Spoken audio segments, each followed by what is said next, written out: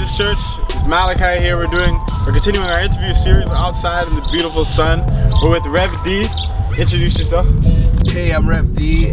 I hope you're doing well. I'm head of operations here at Life Changes Church. It's so great to be here. Look at the weather. It's amazing. Hey. Yeah, man. It's looking real nice today. So I'm just gonna ask you a few questions. You just speak from the heart and tell us a little bit about yourself. All right.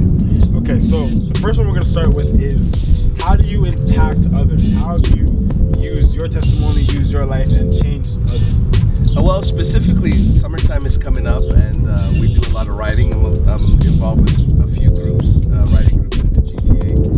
And any chance that I get, a lot of guys are open to prayer, open to guidance.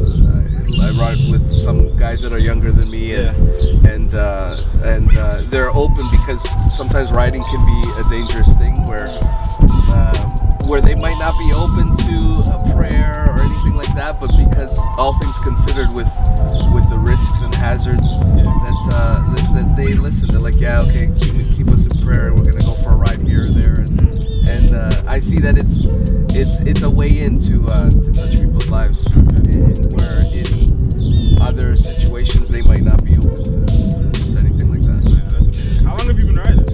I've had my license for about 22 years. Wow. Yeah, I don't want to give my age away, but it's been a long time. That's amazing. Okay.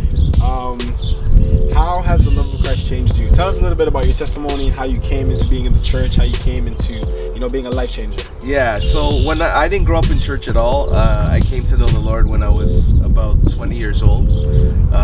Prior to that, my life was very reckless, involved in sin, drinking, drugs, girls. It doesn't satisfy your heart. It doesn't satisfy your spirit. Your spirit's dead. I realized that my spirit wasn't alive. The real me wasn't living. And so when I came to Christ, I realized that it was a whole new life ahead of me, and it was one that was pleasing God.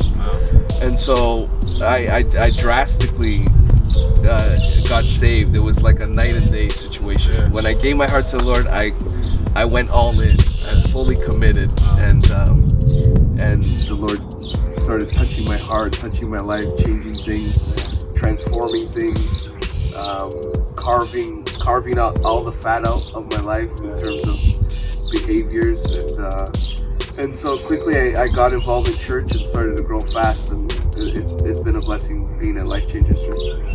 I think that's such a beautiful thing when you've had your own experiences, you've lived another life, and now when you come to Christ, you can relate to certain people on a different level.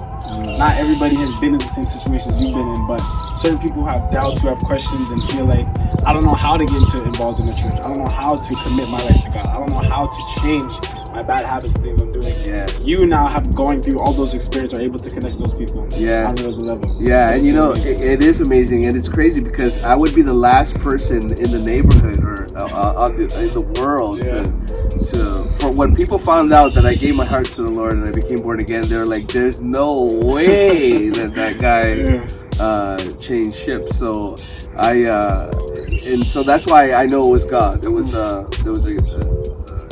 genuine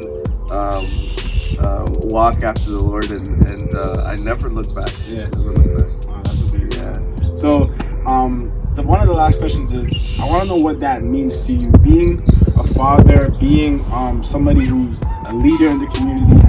How much does that responsibility mean to you to be able to pour into people and say the right things and have God's glory be done in your community and the people you care about, people you love? Yeah, good question. It's a really heavy burden because when I really realize I have to be ultra careful on my conduct, ultra careful on the advice that I give people, ultra careful on my influence, because people are making a decision about either coming to church or visiting or following the Lord based on our conduct.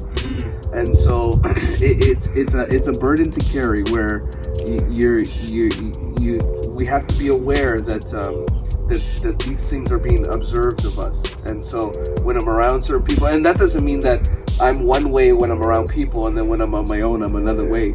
It just strengthens the fact and the reality that we always have to remain constant. And the reality is that the Lord watches us all the time anyway.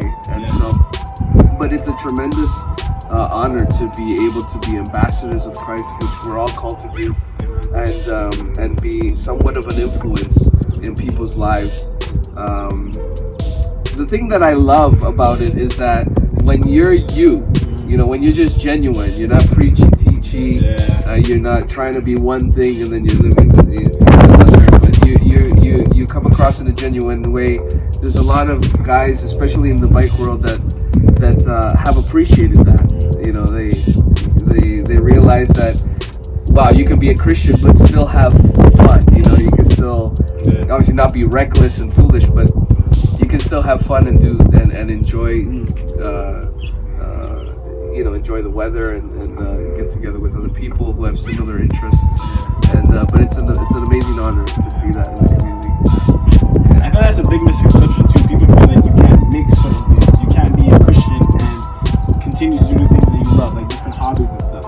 I personally think that being a Christian is your morals, it's who you are. So now, in any activity that you take part in, as long as it's not, secular, any activity you take part in now, you bring who you are into it. Whether it's riding bikes, whether it's cooking, whether it's acting, whether it's basketball. It's about who you are. So nothing's gonna change you and make you follow the crowd, so to say, or act in a sinful way. You're still gonna be able to have God's glory shine through whatever you're doing. Amen. Yeah, there's no such thing as Christian basketball or non-Christian basketball. It's basketball. When you call a plumber, whether it's a Christian plumber or not, you just want to make sure the drains work, right? Yeah, exactly. And so, but you're right. What translates is our morals, our standards, how we treat people, and I think that matters. Yeah, amen.